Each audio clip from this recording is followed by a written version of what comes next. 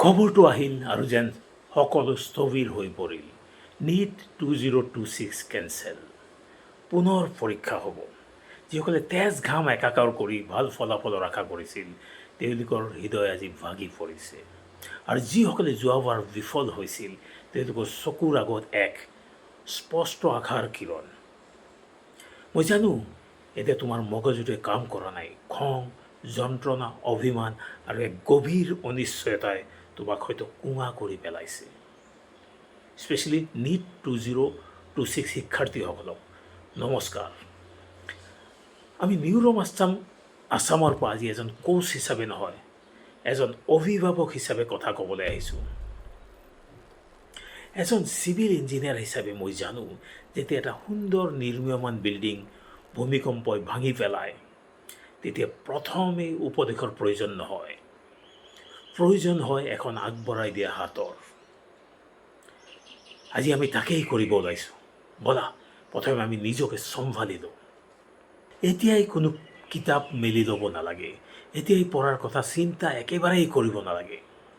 মোৰ ফালে এবাৰ চোৱা আৰু মই যি কৰিছোঁ এইটো অতি ধীৰে ধীৰে কোৱা, কিয়নো এয়া আমাৰ জীৱনৰ দ্বিতীয় ইনিংছ এজ এ NEET 2026 এছপিৰেণ্ট হিচাপে হ'বলৈ গৈ আছে। এই টেকনিকটোক কোৱা হয় হেভেনিং। এবাৰ দীঘলকৈ উশাহ লৈ হাত দুখন কান্ধত ৰাখি লাহে লাহে তললৈকে এনেকৈ লৈ আহা। মৰমেৰে ওপৰৰ পৰা তললৈ গ'লে হেভেনিং বুলি কোৱা হয়। চকু দুটা পাৰিলে বন্ধ কৰা। অনুভৱ কৰা এই স্পৰ্শটোৱে কেনেকৈ তোমাৰ মগজুৰ সেই বিষাক্ত বাঘটোক, যাক আমি টাইগাৰ চিনড্ৰম বুলি কওঁ, তাক শান্ত কৰি আনিছে। এইটো কৰি থাকি লগতে কোৱা, মই এতিয়া সুৰক্ষিত, মোৰ শান্তি মোৰ হাতত আছে। অকল 2 মিনিট এইটো কৰা। তোমাৰ মগজুৰ সেই হাই এলাৰ্ট চাৰ্কিটটো এতিয়া লাহে লাহে শান্ত হৈ আহিব। তোমাৰ বুকুৰ ধপধপনি কমি আহিব। আৰু এতিয়াহে লাহে লাহে তোমাৰ মগজুৱে এটা নতুন ব্লু প্ৰিণ্ট গ্ৰহণ কৰিব পাৰিব। NEET 2026 কেঞ্চেল হ'ল, NTA ফালৰ পৰা ডিক্লেৰেশ্যন আহিলে, তো তোমাৰ ইমান হতাশা কেলৈ লাগিছে? কিয়নো তোমাৰ মগজুটোৱে এতিয়া এটা প্ৰিফ্ৰণ্টেল ব্ৰেকডাউনৰ মাজেৰে গৈ আছে। NTAৰ বিসংগতিয়ে তোমাৰ মগজুত এটা তীব্ৰ নিউৰ'ট্ৰমা সৃষ্টি কৰিছে। ইঞ্জিনিয়াৰিং ভাষাত ক'বলৈ গ'লে ছিষ্টেমটো শ্বৰ্ট চাৰ্কিট হৈছে। কিন্তু মনত ৰাখিবা, চাৰ্কিট জ্বলি গ'লে আমি বিল্ডিংটো ভাঙি নেপেলাওঁ, আমি নিৰ্দিষ্ট চাৰ্কিটটোহে সলাই পেলাওঁ। তোমাৰ মগজুৰ পৰাও তুমি আহৰণ কৰা NEET 2026 লৈ যিটো জ্ঞান তুমি আহৰণ কৰিছা সেইখিনি কোনেও চুৰি কৰিব নোৱাৰে। যিখিনি পঢ়িছা তোমাৰ নিউৰনবোৰ সেইবোৰ এতিয়াও তোমাৰ ব্ৰেইনত, তোমাৰ মগজুত জীয়াই আছে। যিসকলে NEET 2026 3 মেত হৈ যোৱা ভাল ফল কৰিছা তেওঁলোকৰ কাৰণে তোমালোকৰ এয়া দ্বিতীয়বাৰৰ কাৰণে পঢ়া নহয়, এয়া হ'ল এক ষ্ট্ৰাকচাৰেল ৰিইনফৰ্চমেণ্ট। যোৱাবাৰ যিটো সৰু ফুটা থাকি গৈছিল এইবাৰ তাক চিমেণ্টেৰে বন্ধ কৰা।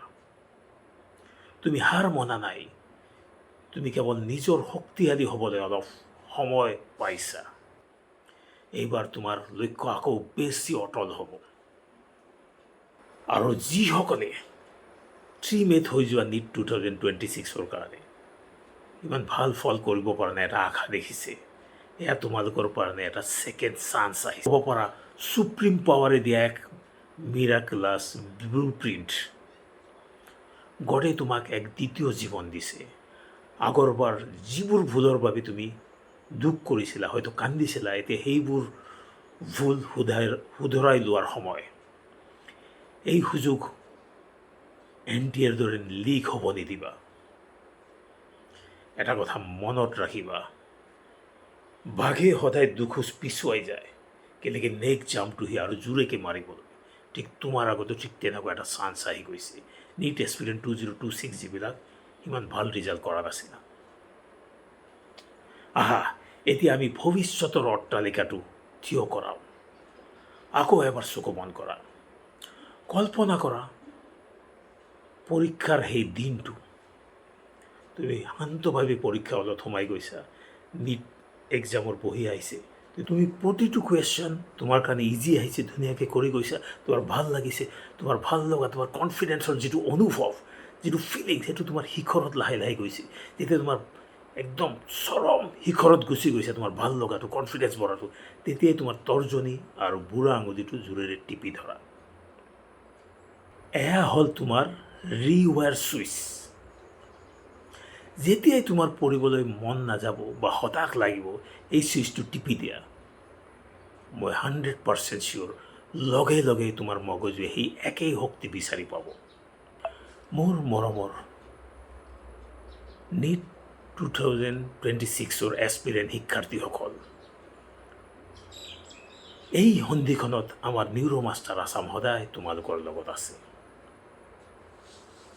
আমাৰ লক্ষ্য হ'ল অসমৰ 1 লাখ ল'ৰা ছোৱালীক মগজু ৰিৱায়াৰ কৰা।